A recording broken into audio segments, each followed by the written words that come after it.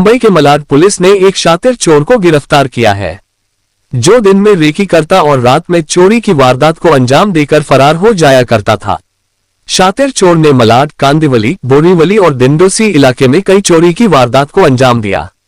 शातिर चोर railway station के आसपास के इलाके में चोरी करता था।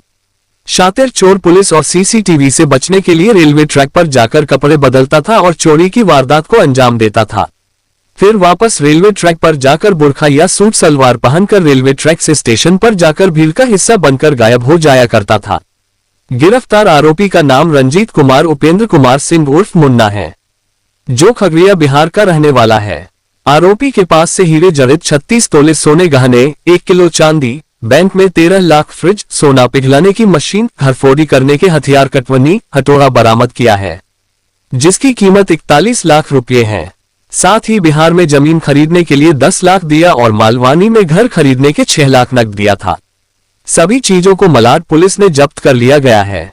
मार्च महीने से मलाड पुलिस ने शातिर चोर की तलाश कर रही थी। 1 महीने तक मलाड पुलिस रेलवे ट्रैक पर सीसीटीवी सूत्रों की मदद से जांच कर रही थी। 100 से 150 सीसीटीवी की जांच करने के बाद आरोपी महिला के वेश में दिखाई दिया। जांच करने पर आरोपी मालवानी में जाता दिखाई दिया। मलाड पुलिस ने मालवानी में जाल बिछाकर आरोपी को मालवानी से गिरफ्तार किया गया। आरोपी की गिरफ्तारी से 8 केस सॉल्व किया गया। मलाड पुलिस आरोपी से यह जांच कर रही है कि चोरी की वारदात में कितने लोग शामिल रहते थे और चोरी की वारदात को कहां-कहां अंजाम दिया है।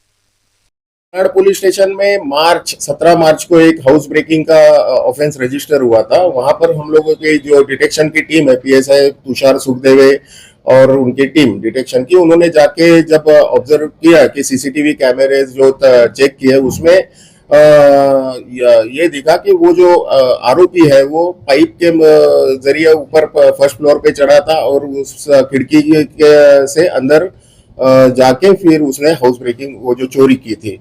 लेकिन वो जब वहां से निकला तो उसका जब ट्रैकिंग किया तो वो रेलवे ट्रैक की तरफ से जाते हुए दिखाई दे रहा था, लेकिन उसके बाद में वो डिसअपियर हो गया।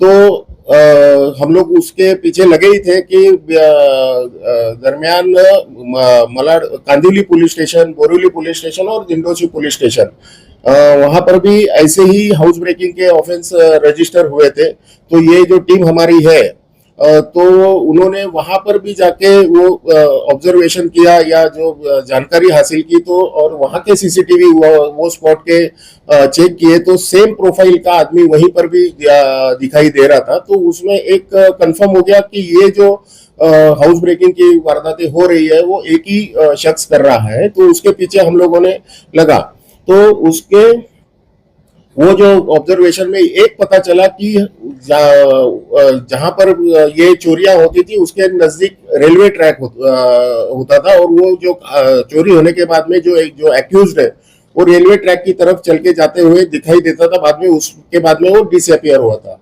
तो ये एक इम्पोर्टेंट पॉइंट ध्यान में रख के हमारी टीम ने कंटिन्यूअस वहां पर तपास किया और उन्होंने रेलवे ट्रैक पे कंसंट्रेट किया।